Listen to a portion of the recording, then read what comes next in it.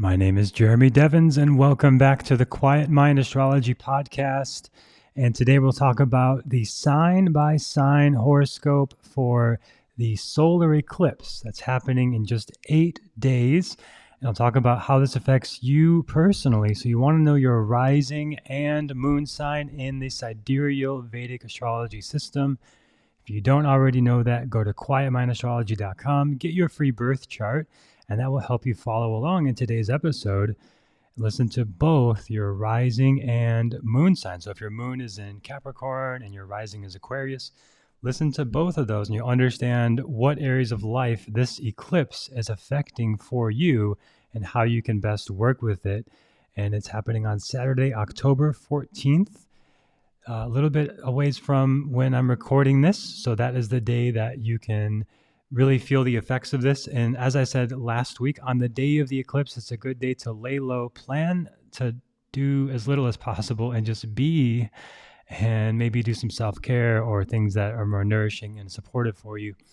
I'll also talk about the other transits happening this week in more detail, and the nakshatras being affected, which is a more granular level than I do on the monthly horoscope. But you can go back to the last episode for the whole month of October, get the big overview of what's happening. You can even go further back to the annual overview if you'd like, back in January.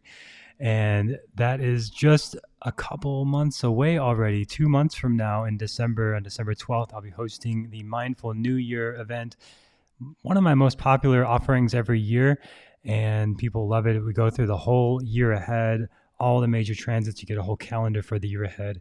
So that's coming up in 2 months.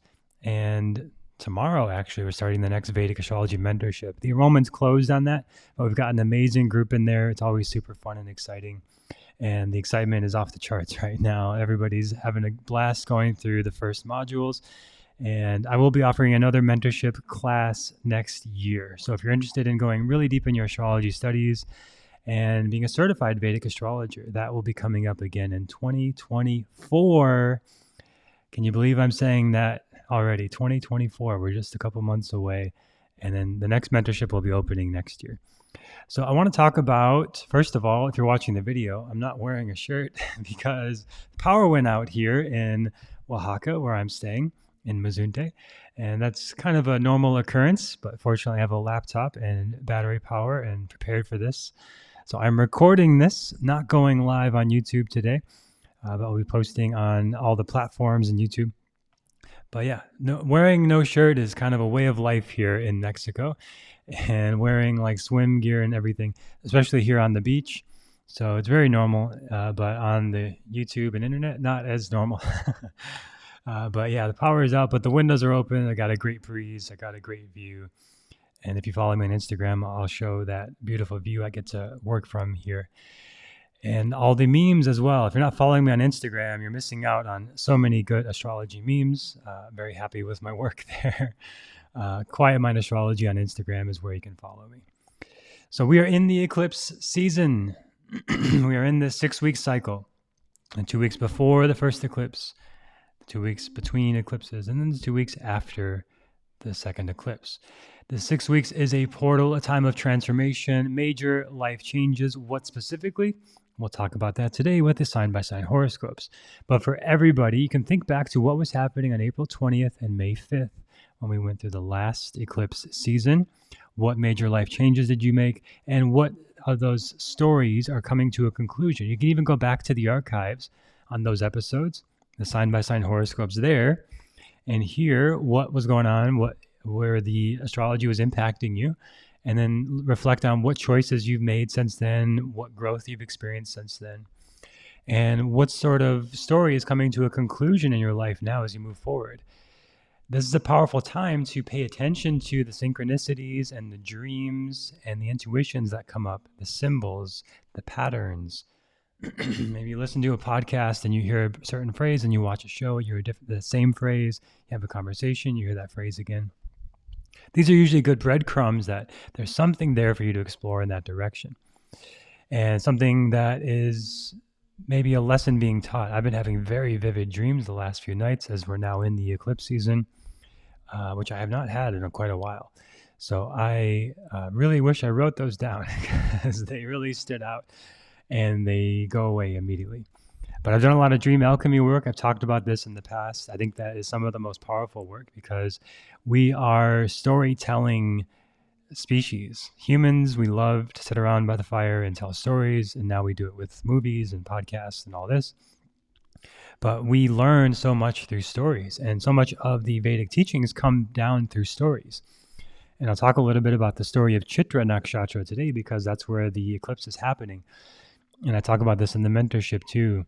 Like when you know the stories of the planets and the nakshatras, and there's a whole mythology there that's really actually explaining the astronomy of what's happening, which is really fascinating. But we learn better through stories. We remember things through stories. So when you hear about these deities who are very fallible and very human, it's not so much about the human characteristics as much as the lessons and the stories in there. So Chitra Nakshatra transverses through the signs of Virgo and Libra, and I made a mistake last week.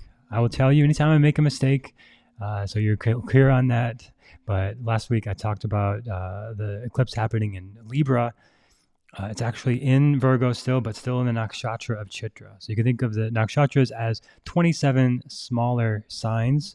We all know the 12 signs of the zodiac. Everyone in Western astrology, coming from astrology basics, everyone knows the 12 signs. But the nakshatras are smaller divisions of the sky. So you can think of it as 27 signs based on the moon, the lunar cycle. So Chitra is one of those, and every sign has 2.5 nakshatras. So that 0.5 means Chitra is in both Virgo and Libra. And I've been saying all year that the eclipse is happening in Virgo, but I made a mistake last week in looking at my software to see that it would be in Libra with all the stellium of all the Libra energy this month. A lot of the things I said still hold, but I want to clarify that part of this portal is about healing and health and wellness being in Virgo, and maybe overcoming in conclusion, having a conclusion to a long-standing health issue or health goal, because we're about to change the nodes. So next month in November, Ketu will be moving into Virgo and Rahu into Pisces. So we are into this ending, this closure of a cycle of the 18 months of Rahu Ketu, which again, you can go back to the archives on Rahu Ketu transit from about 18 months ago and hear about that cycle and that story that we've been going through. But that is beginning a new cycle in November, and that's the last really big transit of 2023.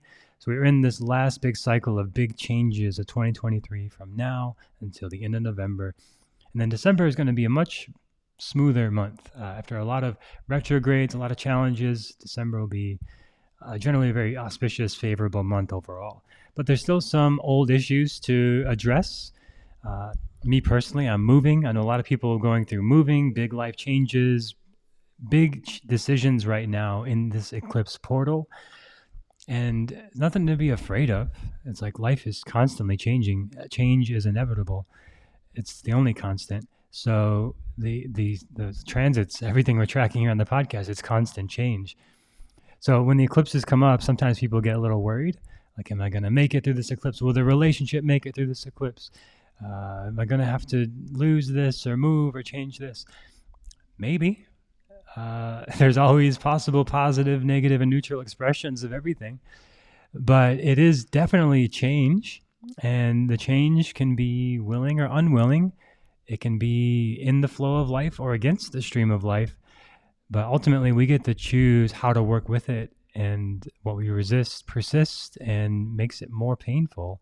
So if there is a change is coming, it's about going with that and not resisting it, not fighting it, not making it painful. And allowing that change. It's how we were born.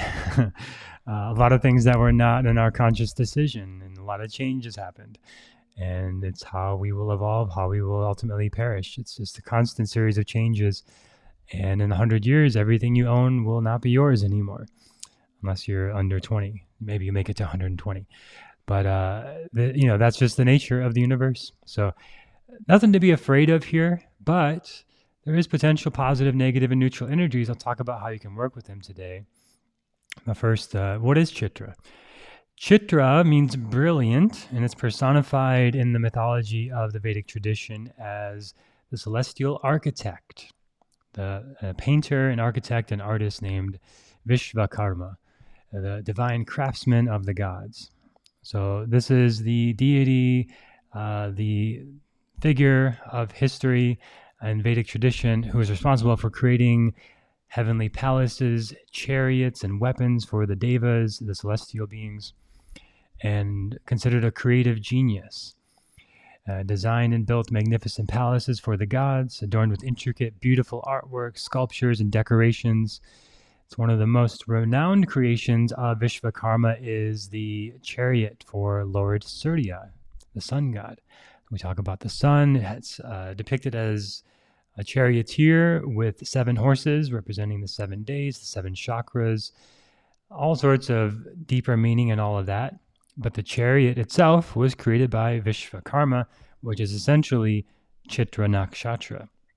So we're talking about Chitra and people who have Chitra strong in their chart, or when we go through these strong Chitra transits, like right now, we have a lot of planets moving through Chitra right now. It is a powerful architect kind of energy where you can envision your life and create your future and have a vision for what you want to create and construct it and be the architect of it, the designer of it. Very powerful, very creative energy. And that can be used in positive or negative ways. There's creative ways to self-sabotage. There are creative ways to self-destruct. There are creative ways to be constructive. There are creative ways to build and design and create beauty in our lives. So we have that choice. And when we notice ourselves slipping towards the negative expression of something, we can get into alignment with what is true for us and find the positive expression. And really everything that I'm teaching is about alignment.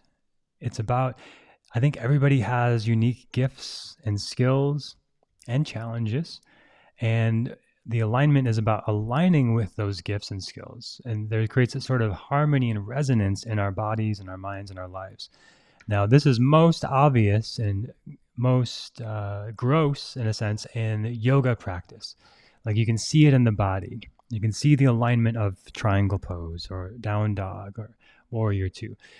In warrior 2, your front knee moves towards your front middle toes. Your arms are in a T.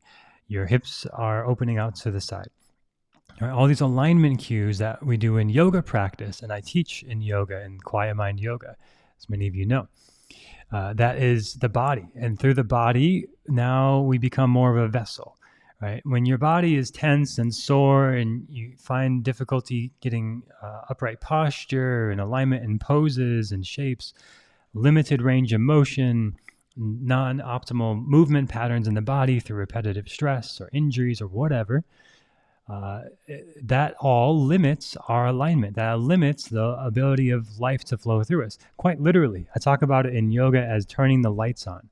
Like you can imagine a house with a lot of lights to turn on and they're all off. And you can imagine like waking up in the morning and a lot of those lights are off. And the light of consciousness turns on, but the body is a little groggy, a little stiff, a little tired, sore, whatever. We're generally less flexible in the morning, less strong. Sometimes, especially for men, you can be a little stronger in the morning with the testosterone boost and the hormones, but generally less flexible in the morning. And by the end of the day, more of the body may have been used and you may be more flexible generally in the evening, more open. And at least in my experience, I'm always way more flexible in the evening than the morning, because the lights have been turned on throughout the day through walking, movement, whatever.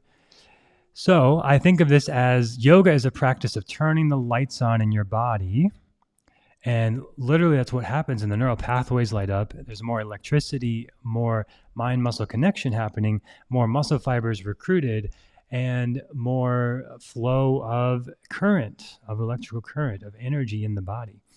And then there's a lot of energetic aspects to that too, like the nadis, the energy channels open so we can move the energy through the Ida, Pingala, and the Sushumna and allow the masculine, feminine, yin, yang polarity to move through us, have access to full expression, full mental capacity, all this. So it goes very deep, very fast. But I will just say that a lot of what we're doing in physical asana practice is very, very helpful and important to living in alignment with our life purpose. And also through meditation practice is where we sit still in the body, which is a lot easier after yoga and asana and movement practice. And we sit still, and then we're just letting the neural pathways in the brain move, energy to move through the brain and think about this and the past and the future and this and that, and make all these connections. And like the idea my teachers would say, it's like anything you can experience through psychedelics or drugs, you can experience through meditation and breath work as well, because you're working with the same hardware. You're basically just working to open the connection, the neural pathways in the brain. And psychedelics and drugs can do that very quickly and kind of flood your brain with these serotonin and all these things to open these connections. But you can do that through breath work, through meditation, which is much easier after yoga practice. And then through that, now you can connect much easier to the spiritual realm, the intuition, the universal energies of astrology, of what's happening above us and around us. And the sort of Indra's net that we're swimming in, or as Jung would say, the collective unconscious. There's like this energy, like memes are the best example of this in modern days. Like that, the King of Queens meme that was going around this week. It's like suddenly this thing is everywhere. It just moves to the collective unconscious right away. And the internet just allows that to move very, very quickly. And those things still happened back in the day before the internet, as I'm an older person who grew up around that time. And I remember things would move through society and culture really fast like that. And that's possible because of this sort of collective unconscious that we're all swimming in. Now, I'm saying all this because Virgo in this eclipse energy is this healing energy, and there's great potential for healing on all these levels, the physical, the mental, and the spiritual. And I highly, highly encourage, if you're not doing some sort of physical movement practice, this is a great time to do it, and especially a physical, spiritually based practice like yoga. Tai Chi, Qigong fall in this category as well. There are probably many others I don't know about. But these kind of spiritually minded physical practices are going to be even more and more valuable as we go into this next cycle next month, over the next 18 months of K2 and Virgo. K2, spiritual detachment, and Virgo, the healing health energy. So we got that coming up, and we're moving into it. And those of you listening to this podcast, you probably feel these things a little bit early. I hear that all the time. I experience that myself too. Like something's happening in a month, you start to feel it already. And you kind of start to make those shifts and you feel those energies happening. So again, a lot of my work and what I'm offering here is alignment. Alignment in your health, wealth, relationships, and purpose. Alignment in your body, mind, and spirit. Because from that place, I think the world is a better place. We make clearer actions. We make more integrity choices.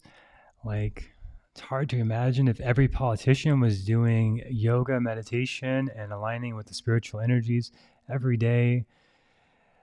I don't know. I would hope that they would make better decisions for society, less corrupt, less shady decisions. There's a lot of other factors in that too.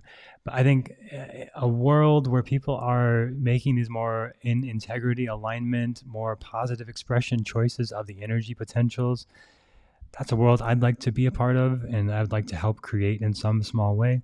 So that's what I'm doing here on the podcast, and hopefully helping you do that. And it creates a ripple effect. So I think everything that we do does matter. We can't control other people or what they do, but we can control what we do, and maybe be an influence, positive influence to others. So Chitra Nakshatra is about being the architect of our lives, finding that alignment, finding what is true for us, what is in alignment, looking at our own astrology, knowing our strengths and weaknesses, and working with that. And being in Virgo in this eclipse time, on this particular day, we'll talk about what to do based on your rising and moon sign, starting with Aries, ending with Pisces. I'm going to go through those right now. I'll talk about what house is impacted for the rising sign, and I will show this on the screen. If you're watching the video, on YouTube, you'll see this. Right now I'm showing a Scorpio ascendant, but I'm going to change this so it's Aries. And on the date of the eclipse, which again, this is happening on Saturday, October 14th.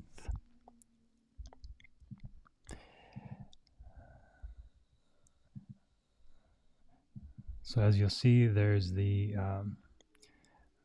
moon with K2. I don't have the exact time here. I'm not going to go into that right now because it will throw off the ascendant part. But really, we're just looking at the ascendant, and then the eclipse is going to be affecting a certain house for each rising and moon sign. So for Aries, this is mostly affecting your 6th house. And this can bring improved health and daily routines. Like this is a portal where you can begin new health and wellness routines like yoga or meditation or spiritual practice. There can be enhanced work efficiency and effectiveness, good for your day-to-day work activities. There can be positive changes in the workplace. There may be an overemphasis on work leading to burnout, which is always a concern with Aries ascendant. There can be health concerns or stress-related issues to watch out for, pushing yourself too much, and there could be conflict with colleagues or employees. Now, these energies are all happening around this 2 to 4 weeks around this eclipse date of October 14th. But on that particular date, again, take it easy, lay low, do self-care routines. For Taurus, ascendant, and moon, this eclipse is affecting your 5th house, which can increase your creative inspiration and self-expression. Good for connecting with kids, if you have children in your life. Good for romantic relationships. Good for positive developments with kids and resolving issues, finding more play and creativity with kids. If you are in some sort of entertainment field, you may find powerful new opportunities open up at this time. A risk is an overindulgence in leisure activities, like being a little too lazy around the eclipse time. There can be a tendency to be overly possessive or jealous in relationships, so let that cooler heads prevail with this. There can be some creative blocks or misunderstandings for yourself and in relationships. So let this kind of pass and no rash decisions on this particular date, but there will be some huge creative potential at this time. For Gemini, ascendant, and moon, this is affecting your 4th house, which for me personally, I am moving right after this date as a Gemini moon myself. So there may be some moving, some home improvements, some family matter issues, maybe some reconnection with family members, some emotional healing and inner peace to work through at this time. I will also personally be doing a meditation, a silent retreat at this time, right after moving, which I think will help bring peace and calmness and sort of finding my home in myself in this transit, because the 4th house is about your home. And when you're moving home, that can feel ungrounding. But when you have a home in your body, in your practices, then you can find that anywhere. People ask me, where's your home? I have a hard time answering that sometimes, but I find it through my practices, on my yoga mat, on my meditation cushion. And for all Gemini risings and moons at this time, meditation practice, coming home to yourself, is very valuable at this time. You may be overly emotional or nostalgic at this time. There could be some family conflicts or unresolved issues that resurface to be addressed. And it could be a little overwhelming with home responsibilities, whether you're staying or moving.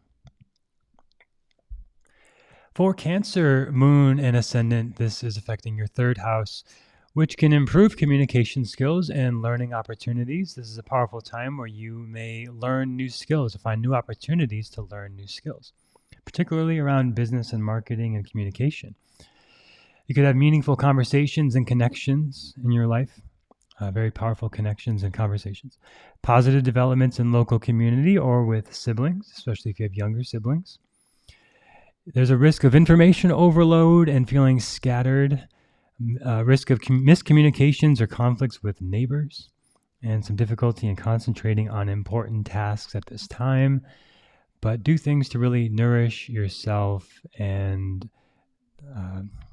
take care of yourself. As the Cancer ascendant and moon, you need to really be gentle with yourself in these eclipses, especially because the eclipses are affecting the sun and the moon. So Cancer ascendants feel this a lot. Now, for Leo ascendant and moon, this is affecting your second house, which can lead to financial improvements and a good time for focusing on your budget and improving your budgeting and finances. You can have enhanced self-worth and self-esteem at this time. This can lead to stable and practical approach to money matters, especially managing any sort of joint resources with family. And there could be some financial setbacks or unexpected expenses, especially right around the eclipse date. So if you can avoid any big expenditures and kind of plan for a rainy day, as they say, like maybe you need to pay for a big expense around this time, you're prepared for that. And hopefully you don't. Hopefully that you don't have any sudden unexpected expenses, but that could happen at this time. There could be some insecurity and self-doubt that comes up here. But it's just temporary. There could be some materialistic tendencies or overspending, wanting to have really nice things and luxuries. And with any sort of big financial decisions, really consider, is this a 9 or a 10 on desire? Like a 10 out of 10, you really want this?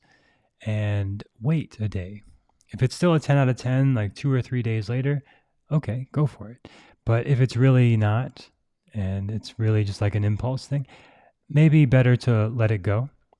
Because there can be some overindulgence and overspending materialism at this time. For Virgo ascendants and moons, this is your first house being affected, your sense of self, which can lead to great personal growth and self-awareness. Great time for doing any sort of internal, introspective kind of work. As I mentioned, I'm doing a personal silent retreat at this time, a lot of introspection time. I think this is really powerful for the Mercury dominant people right now, for the Virgo ascendants and moons. It can lead to positive changes in self-image and self-confidence. A lot of opportunities for self-improvement and transformation at this time. The eclipses over the Kendra houses, the 1st, 4th, 7th, and 10th, anytime you have eclipses here, it's going to be big changes. It's going to be significant life events that affect all the major areas of your life. On the negative side, there can be some self-criticism and perfectionism here. You can have an identity crisis or confusion about your goals. I'm definitely feeling a little bit overwhelmed myself of like, there's so many things I could do. Which one do I focus on? Which is a kind of common issue for Virgo ascendants, overthinking, analysis paralysis, which can be heightened here around the 15th and 14th. And there's struggles with assertiveness or self-confidence here as well. For Leo ascendant and moon, this is happening over your 12th house is being affected here. So this can lead to a lot of spiritual growth and inner exploration. Great time to do some sort of meditation retreat or time offline, time in nature, or maybe even go to a foreign country or faraway place. There is great potential for intuitive insights, and wonderful to be doing dream analysis and dream interpretation, dream alchemy at this time. And there could be some escapist tendencies. There could be some confusion that comes up here. A lack of clear thinking that can happen.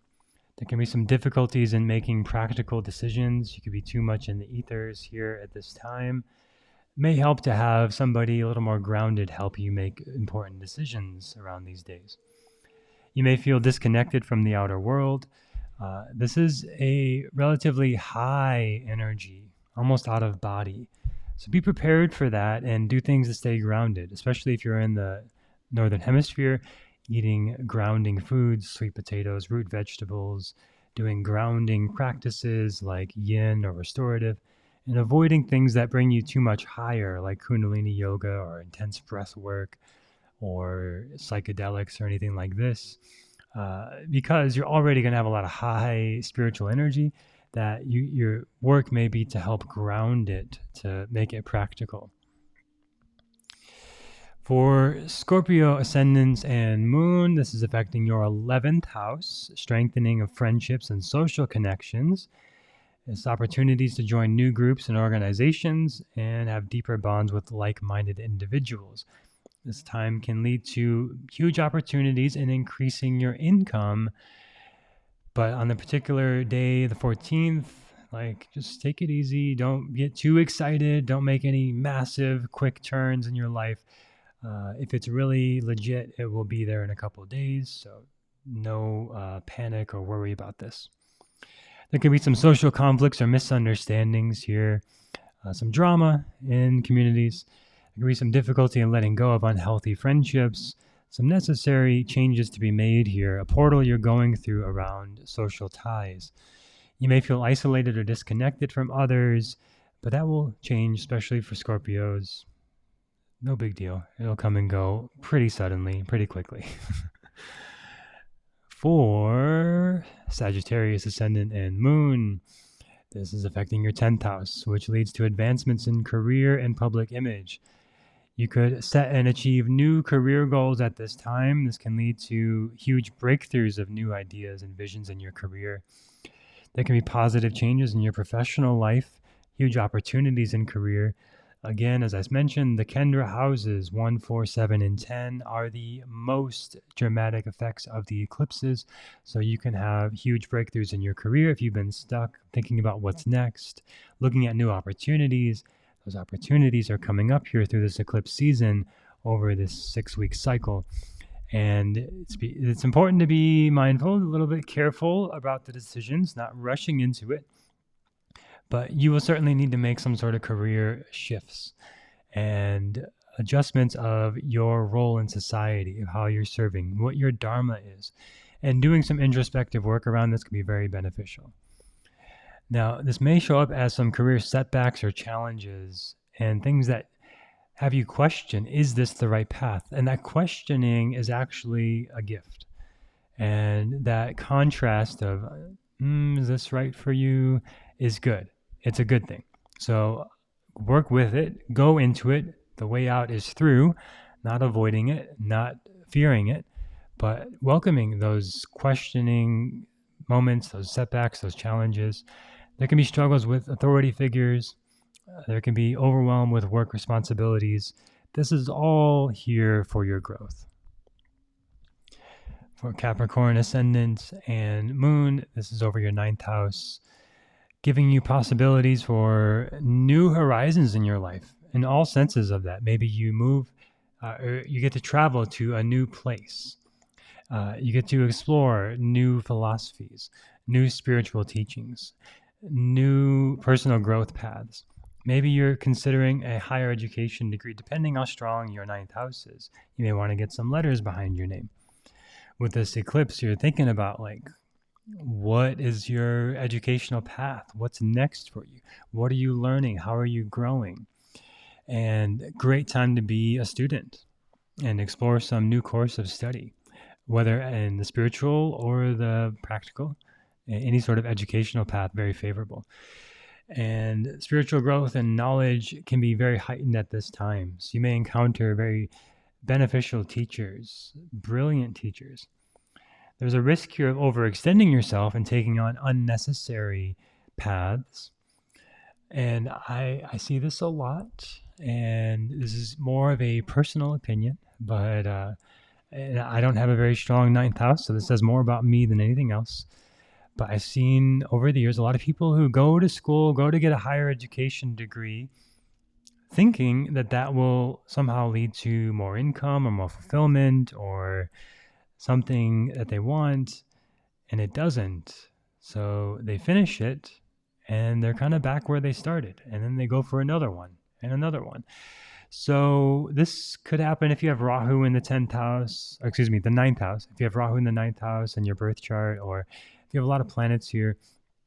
And now this is an important distinction. If you love to learn and just want to be a student and just learn for the sake of enjoyment and because you love learning, great. But if you're going to get an education or a degree because you think, well, I need this MBA, then I can start a business. in my opinion, and again, this says a lot more about my birth chart too as well, so just my opinion, I would suggest maybe you take out the middle step and just start the business. Unless it's something you really, if you're going to be a medical doctor, you need the degree, you need the experience. If you're going to be a nurse, you need the experience. You can't just go start that out of nowhere. But if you want to just help people in their health and wellness, you don't necessarily need 6 years of college education to do that. And you also don't want to just start something out of nowhere and not be legit. But can you just help somebody with the skills you already have? Maybe. And that's something worth exploring here. With this ninth house eclipse cycle, I'm spending a little more time on this because for Capricorn ascendants, you can be really drawn to structures and systems and processes. And then with this eclipse in the ninth, you might think, this could be a great time to go get that degree, and then I can start this career, and then I can do that. And I've just known so many people, they get like a PhD, and now they're overqualified, and they go to apply for jobs, and they're like, I can't afford you, I'm sorry. And it's very discouraging and demoralizing. So with this eclipse in the ninth house, yes, explore education. Yes, learn, take in new information, get new experience, get the letters behind your name if you want it for the fun of it, for the joy of learning. But if it's to make money or make a career or a means to an end, a middle step to what you really want, maybe skip the middle step and just do what you really want. And I think the eclipse has the opportunity to just go into that and then learn and apply, learn and apply, learn and apply. I think that is really the path of if you want to be living in your dharma, if you want to be maybe making a career doing something you love, rather than just being in academia. So something to consider there. Felt really called to say that. I'm sure somebody out there, hopefully that's I'm speaking to somebody. I really needed to hear that message. Aquarius in the 8th house. This is where this is affecting you, which brings about deepened emotional connections and intimacy in your life, increased openness to vulnerability. This can be very connecting, very deep, very intimate kind of connections you can have with somebody. Personal relationships, friendships, and personal growth paths that you're on. Can be huge positive developments in your shared finances and resources. New opportunities arise. Maybe you find new opportunities to increase your income or your spouse's income increases. Resources abundant. And this can lead to great transformation and growth through deep self-exploration. Powerful time for meditative practices, spiritual practices. There could be an overemphasis on materialism at this time and being too focused on financial resources, financial conflicts. There can be some disputes about how you're going to manage shared resources and finances. And through this, the way out is through. You can lead to greater income, greater alignment of what you're doing with your shared resources. So this can be a challenging one. 8th house transits can typically be challenging, especially a malefic sort of influence like the eclipse can have you maybe make sudden drastic decisions or feel like you need to make a sudden drastic decision around your shared resources or finances, but avoid it on the 14th, but go through it. Be in it. Be in that inquiry and that question of what do you really want in your shared resources? How do you want to be managing your finances? And do the deep inner work. This can lead to huge personal growth. There can be some trust issues and power struggles in relationships, and you can feel overwhelmed by intense emotions. So those of you in relationships, proceed with caution and avoid any rash decisions if possible. Know this will pass and go through it. Go into the internal work, do your inner work, and then go through it together because you've come to it from a more clear, grounded space. But there is some inner turmoil, some inner conflicts, some inner frustrations, inner challenges coming up to the surface around resources, finances, shared energy, shared time, shared managing of things, home space, all of this, what you desire in relationship, commitment, marriage, all that. Huge transit in this sort of energy for you. So work with it, go through it, and I think it can lead to profound insights for you. And I'm saying a lot of this because Saturn is your ascendant Lord, it's in your first house right now. And then all this stuff affecting the eighth house. It's just a strong energy, strong transit going through right now. So work with it as best you can. And then ascendant moon of Pisces. This is affecting your seventh house. Leads to positive developments in personal and business relationships. Seventh house, one of the Kendra houses, 1, 4, 7, and 10. Having the eclipse here, huge portal, huge transformation around business and personal relationships. It's going to lead to new business opportunities, new relationships in your life, enhanced interpersonal dynamics and partnerships. You may be moving into a whole new phase of life in general, and enhanced opportunities for collaboration with others, working together with friends and collaborators and networks. And there's a need to have some level of compromise. And it may be a little bit uncomfortable, maybe a little challenging, but that compromise can lead to greater growth in the long run. There can be some relationship conflicts and power struggles. You might not have things go exactly how you want it, but through that collaboration and connection, you can have greater outcomes in the long run. Like the phrase, if you want to go fast, go alone. If you want to go far, go together. So collaboration can lead to a lot of growth right here at this time. Can mean over dependence on others or a loss of personal boundaries. This is a big shift in energy for you. So approach it with a lot of self-care and doing inner practices to find your internal alignment. Very important right now.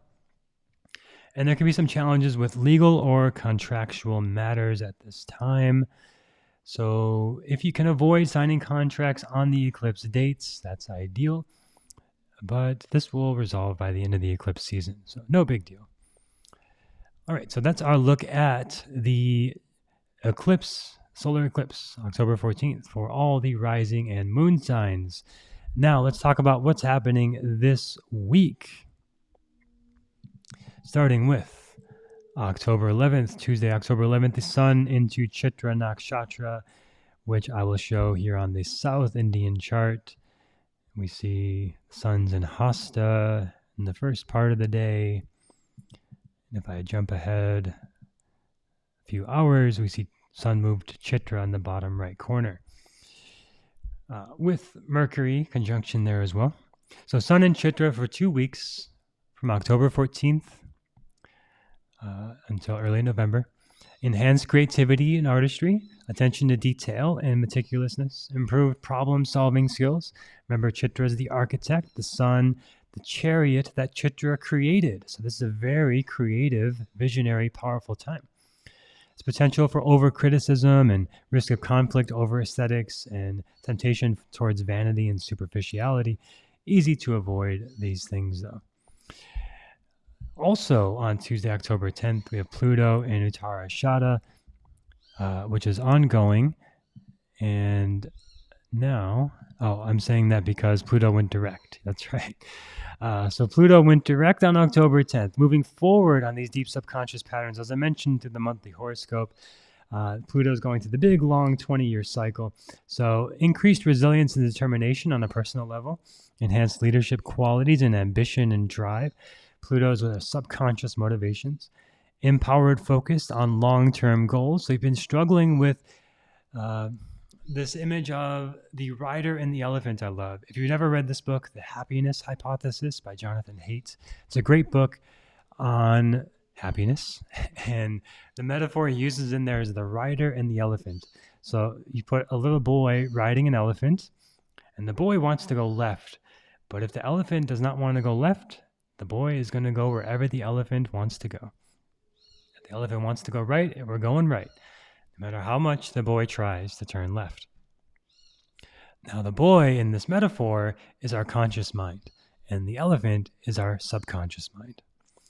And Pluto represents the subconscious/unconscious. I get those phrases mixed up all the time. If somebody can email me or message me on Instagram how you would say the difference between subconscious and unconscious is, to me, they're so interchangeable. I need to just look it up, but I'm not going to do it right now. But I always hear them interchangeably. In my head, they're always interchangeable. But they're pretty much the same thing. It's what is not in our conscious awareness. So conscious, I'm here, I'm recording the podcast. Subconscious, I don't know, maybe I want to do a good job here, so people think I'm a good astrologer. We might have these subconscious voices. I want people to like me. I want to be liked. I want, all these. We can get into some deep therapy on all of this, what motivates people. But that is what's ultimately driving us. And if that is not in any of our awareness, then it's going to be very difficult to make any sort of life changes. So I think with Pluto going direct, it's an opportunity to make those deeper subconscious changes. Like if I were just doing this podcast to be liked, I would be making a lot of different decisions and not really being myself and just kind of trying to be this homogenous thing that I think everybody would like. But instead, I try to share more authentically, more vulnerably, just like what I really think and what really comes to mind when I'm working through these transits myself and my own personal challenges. But those subconscious things are always there. And that's the whole thing. That's the whole point of subconscious. It's like we can't fully grasp it in the conscious mind. So with Pluto going direct, it's a great time to be doing the subconscious work through meditation and therapy and journaling. I find those to be three of the most powerful ways to do this. Or through therapy, you end up uncovering these patterns, and somebody who's skilled in this can see them and help you point them out. Through journaling, you become aware of these patterns, these threads that you might have consciously been mildly aware of, but you start to see the connection when you journal about them. Or in meditation, your brain makes a series of connections, and it gets under all the surface, mundane stuff we do every day into the deeper stuff, especially after 20 minutes. Into like the 45 to hour range of a meditation, you start to see these subconscious patterns and have this awareness increase around them. So Uttara Shada is a very driven, focused energy. It gets stuff done. It has goals. It's the elephant tusk, using the elephant metaphor here, that can puncture things and have a lot of force behind it and make progress. So Pluto being here, our subconscious mind can make huge progress in our lives, especially towards long-term goals, as Pluto is here for 20 freaking years. Long-term goals since 2020. So we go through huge growth here and think long-term. I like this meme I've seen recently. It's like, nobody makes a good first podcast or first blog or first YouTube video or first social media post or first time you write a letter. It's not good. Or all these things. First time is not going to be very good, whatever your craft or hobby or skill. But you've got to do the first one to get to the 100th one. And the 100th one usually is going to be pretty good. And this Pluto and Uttara Shada and Capricorn energy, I think, is a lot of that kind of lesson. Think long term. Like, yeah, you might not be overnight sensation in your craft or your hobby or your skill right now, but you got to start now to get there. And in a year, you'll be a lot further along than if you didn't start.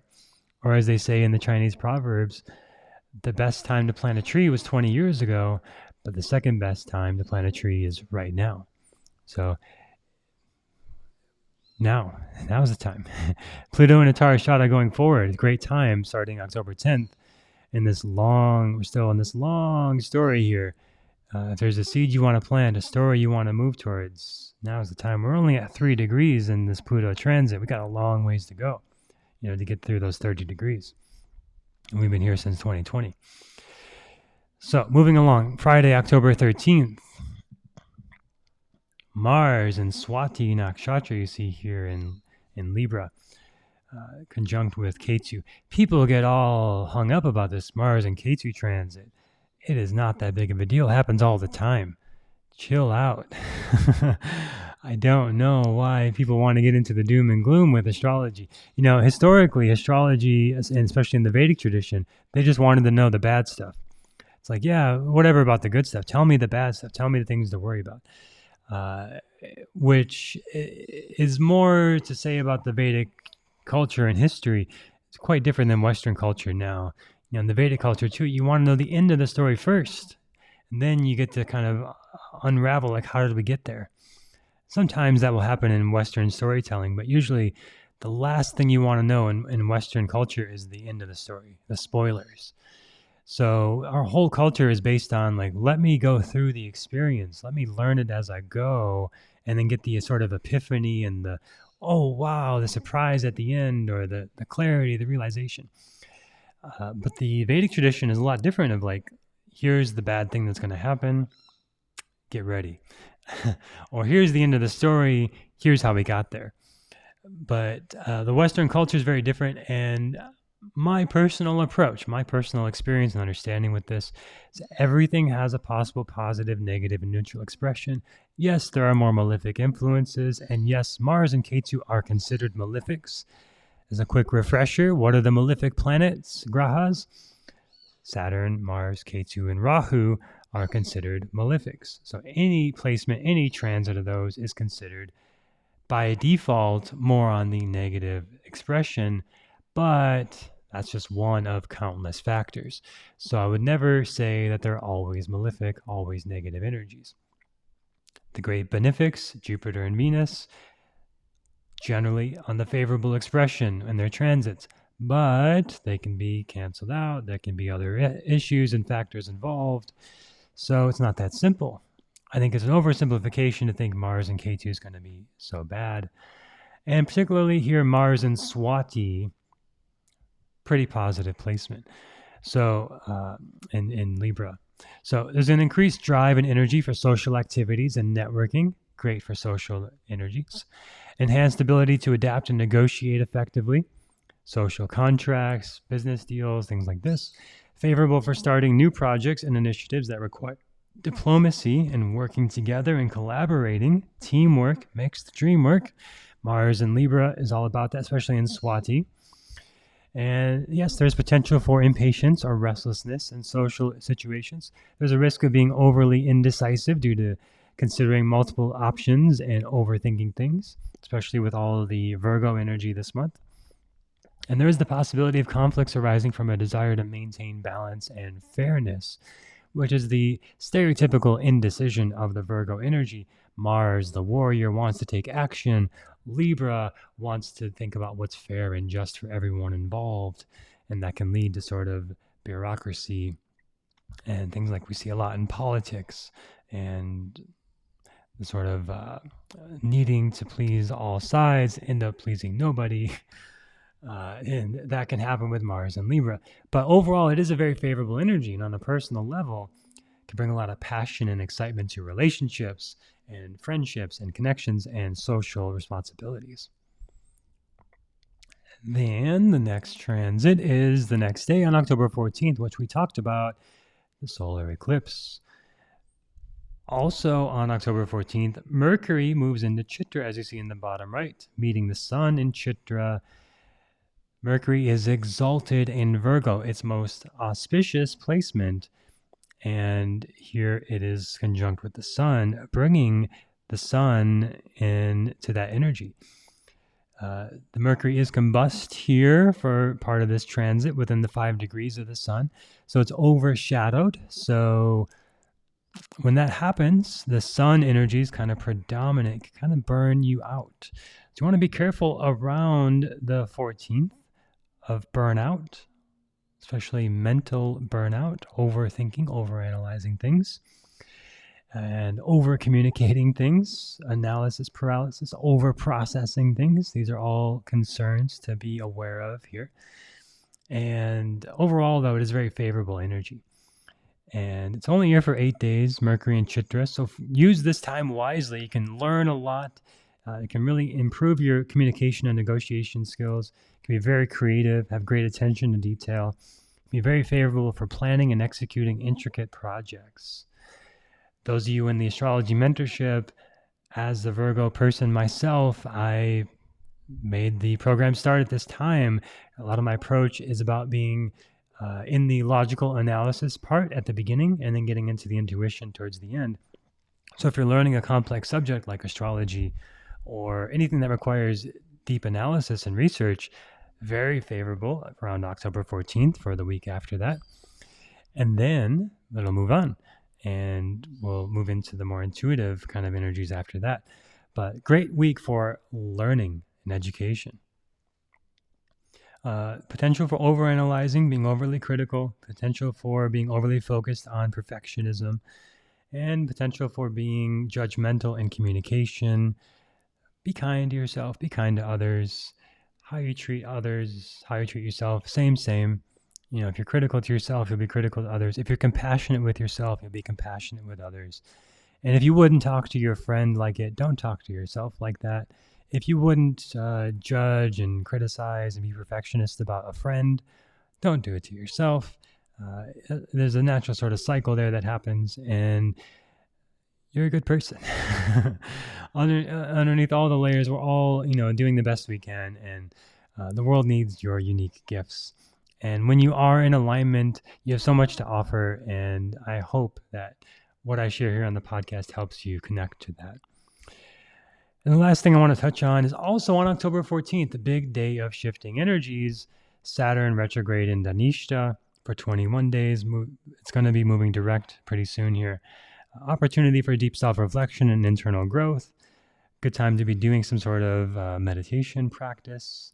I'll be in my meditation retreat during that time. There's a lot of favorable factors for that around that period, the second half of October.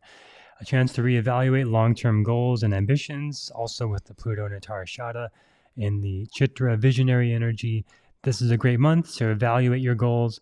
If you don't already have the monthly review process, go and get it. It's free on the website, quietmindastrology.com/monthly review. All you got to do is leave an honest review in Apple Podcast, and I'll send you this powerful monthly review process, the same one I do every month, based on what I've been doing the last 10 years plus. Great time to reevaluate your goals, get in alignment in your health, wealth, relationships, and purpose. Favorable for revising and strengthening foundations in career and personal life with this Saturn transit. There is a potential for increased self-doubt. There's a risk of feeling stuck or blocked in long-term projects that will ease up next month. And there's a tendency to dwell on past mistakes and missed opportunities. But what's done is done, and there's only so much you can do about it.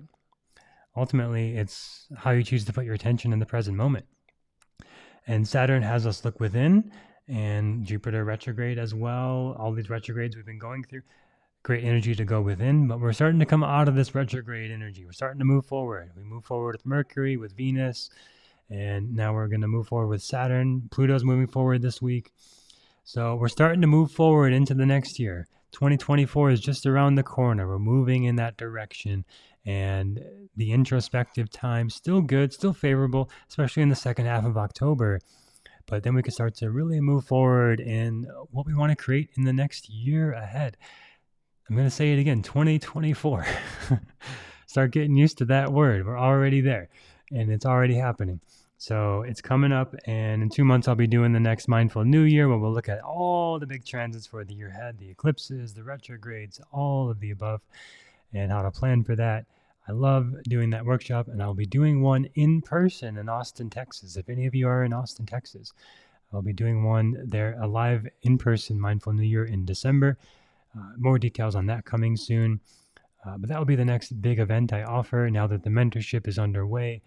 For 2023, that will be the last big thing I offer is the Mindful New Year here on the astrology side. But I will also be opening the next class of the Quiet Mind Yoga Teacher Training. So those of you interested in going deeper in your yoga studies, that will be coming up relatively soon. You can learn more about that on the Yoga Teacher Training podcast.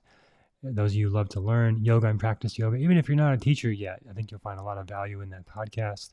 I get to interview some of my favorite people around the world and share some of my favorite insights about one of my favorite things in the world is the body side of this.